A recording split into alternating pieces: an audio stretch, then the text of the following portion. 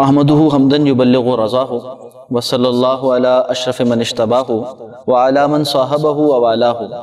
اما بعد فاعوذ باللہ من الشیطان الرجیم بسم اللہ الرحمن الرحیم محمد رسول اللہ والذین معہ اشداء علی الکفار رحماء بینہم تراہم رکعا سجدا یبتغون فضلا من اللہ ورضوانا سیماہم فی وجوہہم من اثر السجود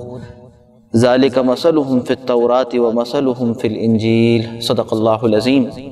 وقال رسول اللہ صلی اللہ علیہ وسلم لا تسبوا احدا من اصحابی فإن احدکم لو انفق مثل احد ذهبا ما ادرک مد احدہم ولا نصیفہ رواہ مسلم فی صحیحہ۔ رب اشرح لی صدری ویسر لی امری واحلل عقدۃ من لسانی یفقہوا قولی اللہم ارنا الحق حقا وارزقنا اتباعہ وارنا الباطل باطلا وارزقنا اجتنابہ آمین یا رب العالمین۔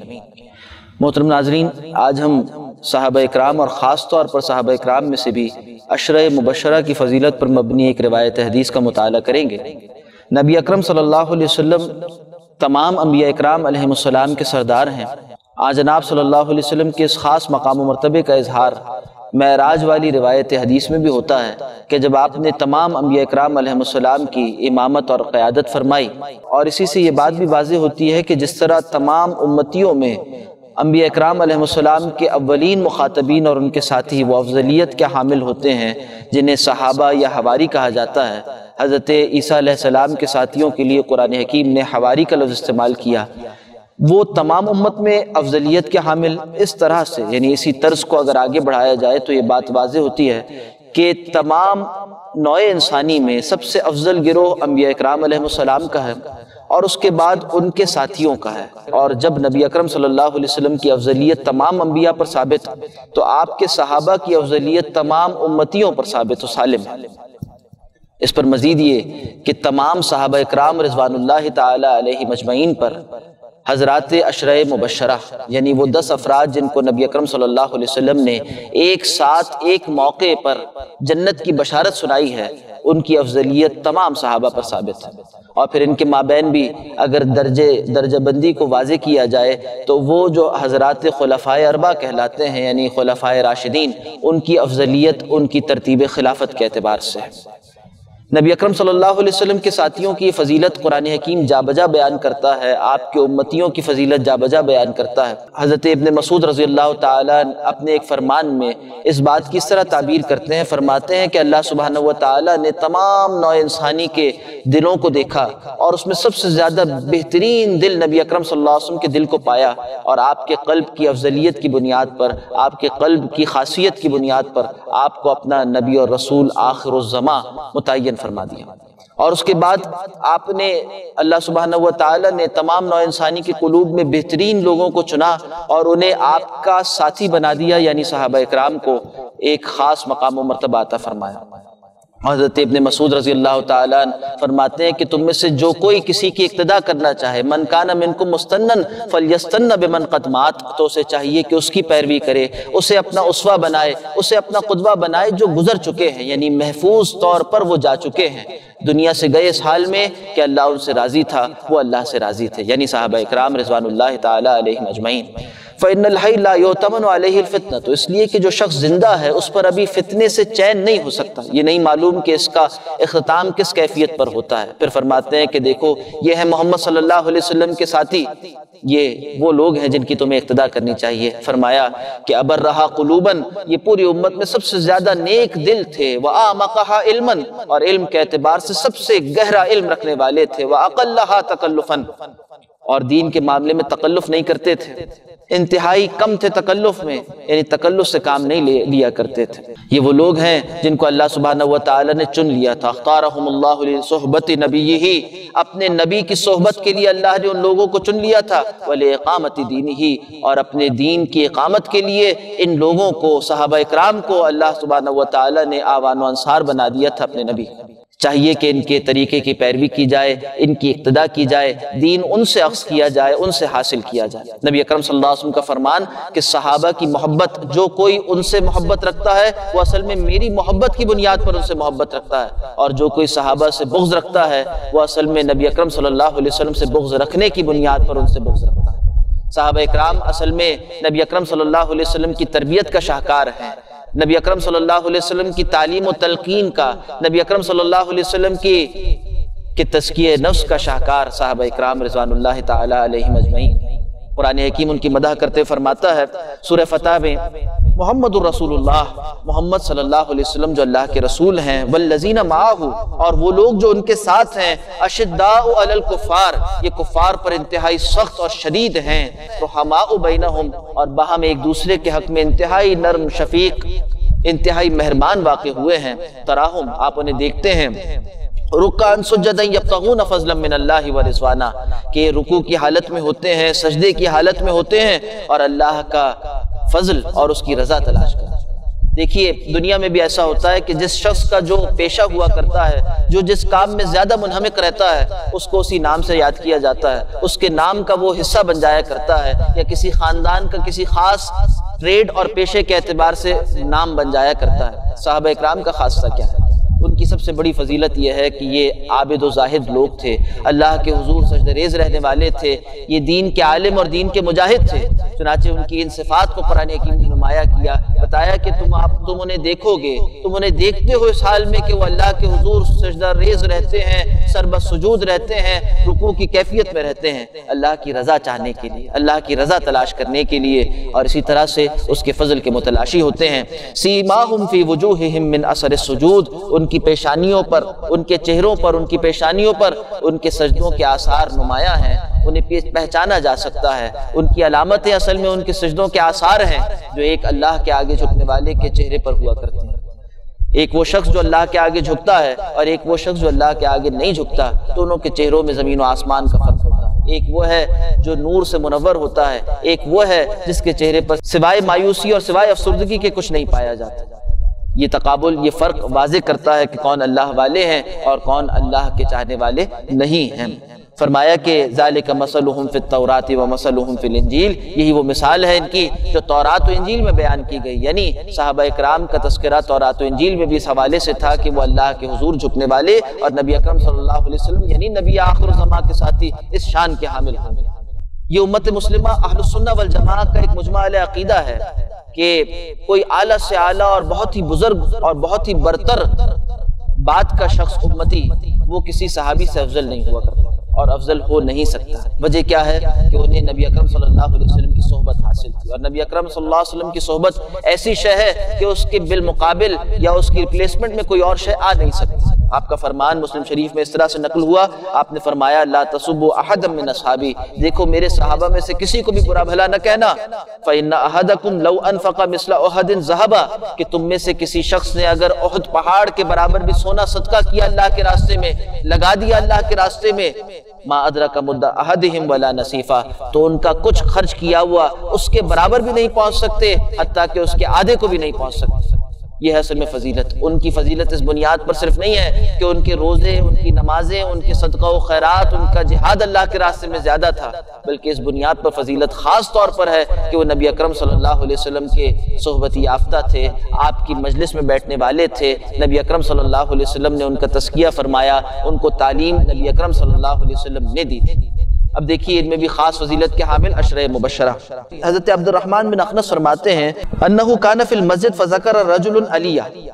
کہ وہ مسجد میں تھے اور ایک شخص نے حضرت علی رضی اللہ تعالیٰ عنہ کا ذکر کچھ اس انداز میں کیا جو ناپسندیدہ تھا اور ناگوار انداز تھا۔ فقام، تو یہ سن کر حضرت سعید بن زید رضی اللہ تعالیٰ عنہ وہ اٹھ کھڑے ہوئے۔ فقام سعید بن زید فقال، اور انہوں نے فرمایا اشہد علی رسول اللہ صلی اللہ علیہ وسلم، میں رسول اللہ صلی اللہ علیہ وسلم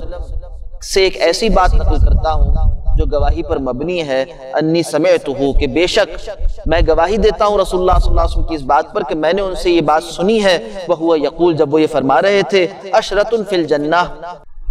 10 جنت میں ہیں، النبی فی الجنہ، نبی اکرم صلی اللہ علیہ وسلم جنت میں ہے، وہ ابو بکر فی الجنہ، وہ عمر فی الجنہ، وہ عثمان فی الجنہ، وہ علی فی الجنہ، وہ طلحہ فی الجنہ، وہ زبیر فی الجنہ، وہ سعد بن مالک فی الجنہ، وہ عبد الرحمن بن عوف فی الجنہ، وَلَوْ شِئْتُ لَسَمَّيْتُ الْعَاشِرَ،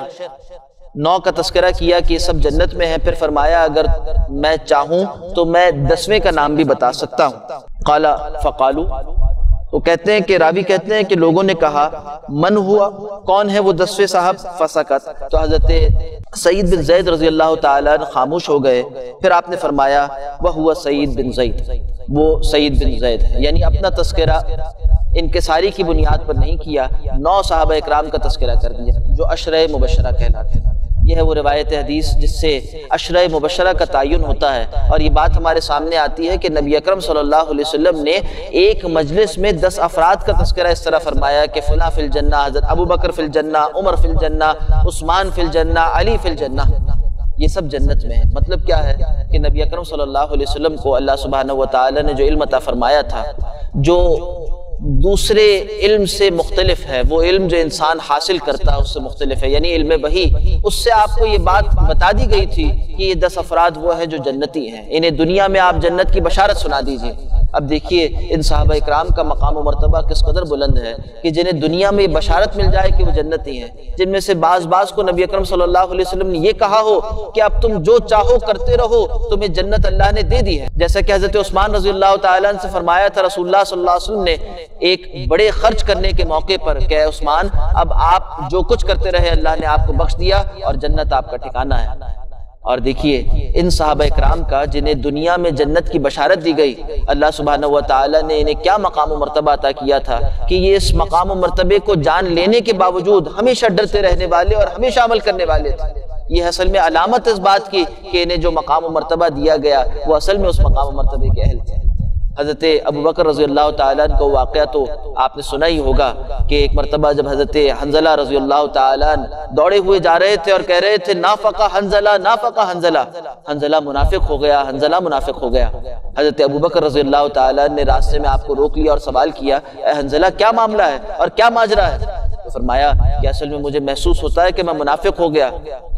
پوچھا کہ کیا بات ہے، کیوں ایسا لگتا ہے؟ فرمایا کہ جب میں رسول اللہ صلی اللہ علیہ وسلم کی مجلس میں ہوتا ہوں تو میرے ایمان کی کیفیت کچھ اور ہوتی ہے، اور جب میں اپنے بیوی بچوں کے ساتھ اپنے گھر پر اپنے بستر پر ہوتا ہوں تو میرے ایمان کی کیفیت کچھ اور ہوتی ہے۔ حضرت ابو بکر رضی اللہ تعالیٰ عنہ فرماتے ہیں کہ اے حنظلہ یہ کیفیت تو میرے ساتھ بھی ہوتی ہے۔ اور یہ دونوں افراد اس مشترک غم میں نبی اکرم صلی اللہ علیہ وسلم کے دربار میں جاتے ہیں اور آج جناب صلی اللہ علیہ وسلم یہ تسلی دیتے ہیں کہ یہ ہرگز نفاق نہیں ہے۔ اگر تمہارا ایمان ہر حال میں ایک جیسا رہے تو فرشتے تمہیں تمہاری خوابگاہوں میں سلام کیا کریں، یعنی پھر تو تم فرشتے ہو جاؤ۔ ایمان کا یہ مختلف ہونا، مختلف احوال و کیفیات میں، مجلس نبوی میں، صحبت نبوی میں ایمان کا کچھ اور ہونا اور دوسرے اوقات میں کچھ اور ہونا، یہ ایک بالکل فطری بات ہے۔ ساعتن فساعتن، یہ ساعت کی بات ہے، مختلف لمحات کی بات ہے۔ یہ سن کر دونوں کو تسلی ہو جاتی ہے اور اس کے بعد ایمان کی اس خوشخبری کے ساتھ واپس لوٹتے ہیں۔ غور کرنے کی بات یہ ہے کہ وہ جنہیں دنیا میں جنت کی بشارت دے دی گئی وہ بھی اپنے آپ کو اس انتہائی خطرناک مرض یعنی نفاق اس کے بارے میں بے خوف نہیں پاتے، اس کے بارے میں وہ فکر مند رہتے ہیں۔ یہ ہے علامت ایمان، اور یہی بات ہے جو حضرت عمر رضی اللہ تعالیٰ نے فرمائی کہ ایک منافق ہے جو نفاق سے بے خوف ہو جاتا ہے اور ایک مومن ہے جو نفاق کا خوف رکھتا ہے۔ یہ کہ جس کے پاس کچھ ہو اسے ہی لٹ جانے کا خطرہ ہوتا ہے، اور جس کے پاس کچھ نہ ہو اسے لٹنے کا خطرہ نہیں ہوتا، لوٹے جانے کا خطرہ نہیں ہوتا۔ راہ کٹکا نہ چوری کا، دعا دیتا ہوں راہزن۔ صحابہ اکرام ایمان کے حامل تھے، چنانچہ انہیں اس نفاق کا خطرہ رہتا تھا اور اس کے لیے پریشان رہتے تھے۔ حضرت عمر رضی اللہ تعالیٰ عنہ کو واقعہ کہ جا کر پوچھتے ہیں خدا کی قسم بتاؤ کہیں میرا نام منافقوں کی فہرست میں تو نہیں بتایا گیا تھا؟ یہ ہے وہ فکر مندی، یہ وہ فکر مندی جس سے پال کر ایک شخص اپنے ایمان کو بناتا ہے۔ اللہ سبحانہ وتعالی ہمیں صحابہ والا ایمان اس راستے پر چلنے کی کوشش اور جدوجہد کی توفیق عطا فرما دے۔ اصل میں یہ وہ حضرات تھے جن کی ان کیفیات اور جن کے ان اعمال کو اسلام کے لیے، مسلمانوں کے لیے معیار بنا دیا گیا۔ اگر ایمان لاتے ہو ان جیسا تو کامیاب ہو۔ محبت صحابہ کی یہ جزو ایمان ہے، اور اقتداء صحابہ کی یہ اصل میں ہدایت کی دلیل ہے، اس بات کی علامت ہے کہ شخص ہدایت کے راستے پر ہے۔ ایک آخری بات عرض کر کر اپنی گفتگو مکمل کرتا ہوں۔ دیکھیے قرآن حکیم ہمارے لیے ہدایت کا سرچشمہ ہے۔ اس قرآن حکیم کی ہدایت ہم تک کیسے پہنچتی ہے؟ اصلاً یہ قرآن حروف کا نام ہے، الفاظ کا نام ہے، عبارت کا نام ہے، اور اس عبارت کا عملی تقاضا کیا ہے؟ یہ نبی اکرم صلی اللہ علیہ وسلم کی سنت مطہرہ سے واضح ہوتا ہے۔ قرآن حکیم کی ہر وہ تشریح جو سنت رسول صلی اللہ علیہ وسلم سے کاٹ کر کی جائے وہ لازماً گمراہی کا کوئی راستہ ہوگا، ہدایت نہیں ہو سکتی۔ اب دیکھیے جب قرآن کی شرح حدیث نبوی سے واضح ہوتی ہے تو سوال یہ کھڑا ہوتا ہے کہ نبی اکرم صلی اللہ علیہ وسلم کے ارشادات اور سنت نبوی کی کون سی شرح معتبر ہے؟ آج کوئی شخص کہے کہ سنت کا یہ مطلب ہے اور یہ سنت یوں نہیں یوں ہے، تو اس میں متعین کر دینے والی شے، اسے ایک سمت میں رکھنے والی شے کیا ہے؟ وہ اصل میں صحابہ اکرام رضوان اللہ تعالی علیہم اجمعین کا طریقہ ہے۔ اجماع صحابہ سے سنت کی صورت مشکل ہوا کرتی ہے۔ علم دین میں صحابہ اکرام کا یہ مقام غیر معمولی ہے، اس لیے کہ وہ جانتے تھے کہ مراد رسول کیا ہے۔ وہ حقیقی معنی میں رسول اللہ صلی اللہ علیہ وسلم کے معنی و مفہوم و مراد و منشا سے واقف تھے، چنانچہ اجماع صحابہ دین میں ایک حجت کی اور ایک دلیل کی حیثیت رکھتا ہے۔ دین اسلام اپنی تشکیل میں ان تینوں ذرائع و ماخذ سے فائدہ اٹھاتا ہے۔ آج ہم مسلمانوں کے لیے راہ حق و ثواب وہی ہے جو قرآن، سنت، اجماع صحابہ، اجماع مجتہدین امت، سلف صالحین کے تعامل اور ان کے اجماعی فہم سے حاصل ہوتی ہے۔ اللہ سبحانہ و تعالی ہمیں ایمان، عمل اور اسی طرح سے علم، ان تینوں راستوں میں صحابہ اکرام کی اتباع کرنے کی توفیق عطا فرمائے۔ اقول قولی ھذا واستغفر اللہ لی ولکم ولسائر المسلمین والمسلمات۔